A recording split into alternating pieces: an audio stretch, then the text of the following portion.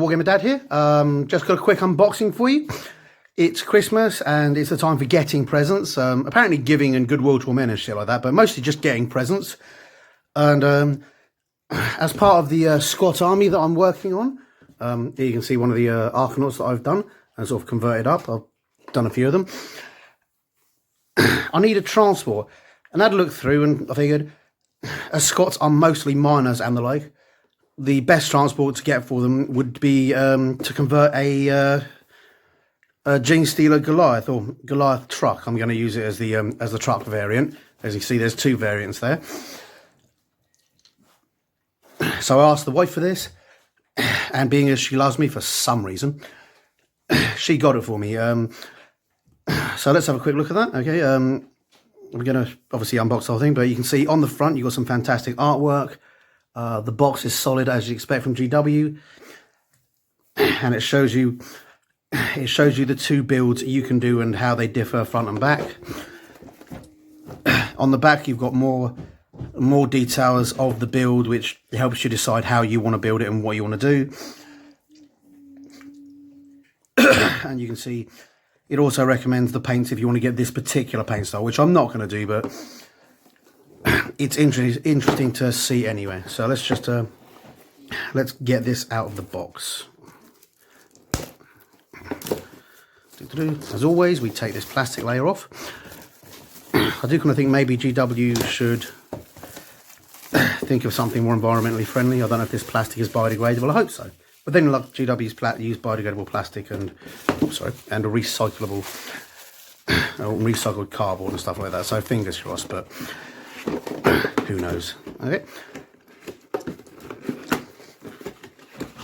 This is a reasonably new model, being as the Gene Stealers only came out a few years ago.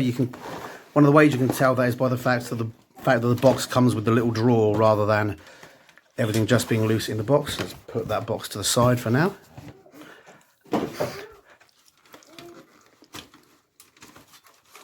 Let's see. Okay, this is spread across two sprues. Anything else? Nope, just two sprues, no decals or anything like that.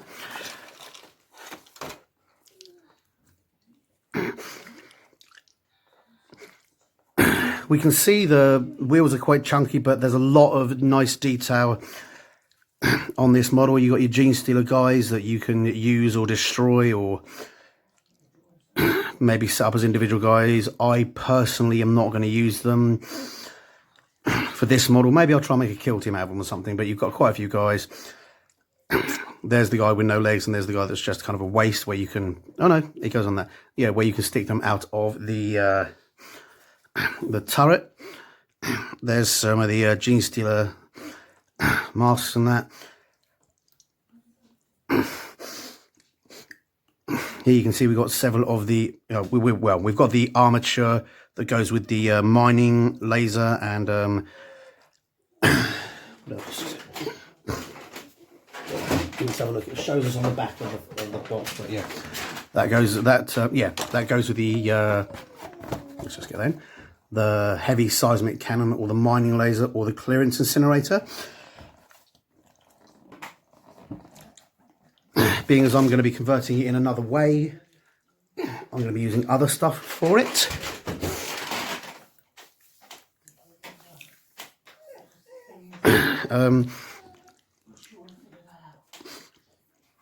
We've got the nasty looking saw blades, all the bits and pieces here, some bits of the stubber guns, some of the exhausts, and basically a lot of cool stuff. We go on to the next frame. You can see we've got the bulk of the vehicle itself. Okay, this looks weird. Oh yeah, we've got both sides. Sorry, I couldn't see the other side. You've got both your sides.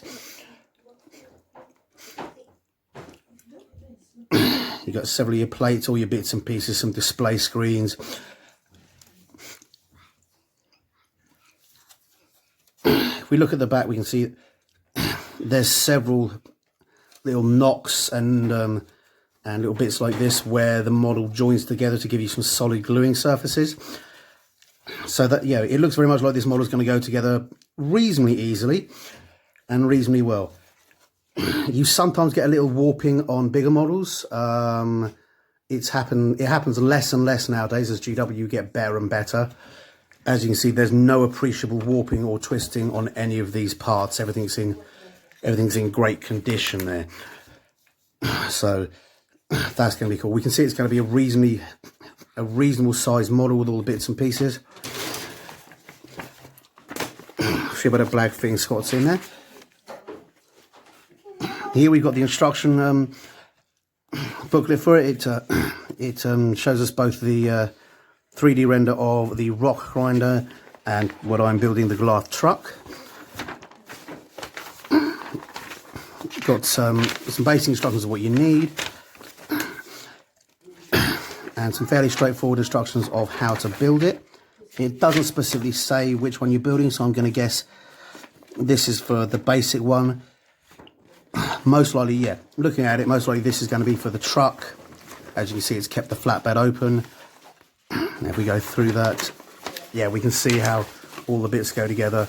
And then you've got the bits for the Rockgrinder you can start putting on there. And then you attach the additional plates at the top and at the back to convert it from the truck to the Rockgrinder, which is cool. Then whichever version you want, you put the wheels on. It also has got some recommended standing points for the guys operating this stuff, but as it's going to be Scott standing on there, I'm going to have to see how that works. Also, what we've got the rules here. Oops, sorry, I won't go into too much detail, but we've got the rules to the Rockgrinder here, and then if we go here, here's the additional bits you put on just to finish it up as the Goliath truck. Obviously, you don't put on the Rockgrinder bits. You do build the basic chassis and then put this on instead, and then more gene stealers there. Maybe you could set them as a hybrid. Maybe I could do them as a hybrid kill team or something. But then we've got the rules for the Goliath truck. Now, whether or not I'm actually using it for the as either of these things remains to be seen. It depends on what army list I'm going to go for. I bought the gene stealer truck because it looks the part more than anything else. So depending on its size and its shape, I may include it as counts as for a rhino or a razorback or something like that. Because it looks like it. Yeah, I was advised it was about the same size, maybe a little smaller. And if I'm going to use it as a rhino or a razorback, what I can do is I can create a like a silhouette template that I can stick onto it to allow people to shoot it at it as though it were a rhino or a razorback or whatever like that. Yeah, as I say, it depends really what rule system I find works best for the squads. So that'll be interesting. But yeah, all in all, a fantastic looking model, and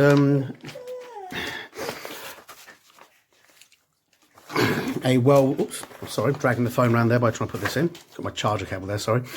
And a well boxed and well organised piece of kit. I'm just going to stack that back in the box, and I will build that later. Okay, hope you guys enjoyed that. Just put that there. Hope you guys enjoyed that unboxing, and hope it was useful to you if you're thinking of buying this model. Have a nice day, guys. Hi guys, hope you enjoyed that video, and if you did, remember to like and subscribe to my channel. I'm also on Facebook and Twitter. Not sure why, but I am. So if you like it, see me there, and please tell your friends. Thanks very much. Bye.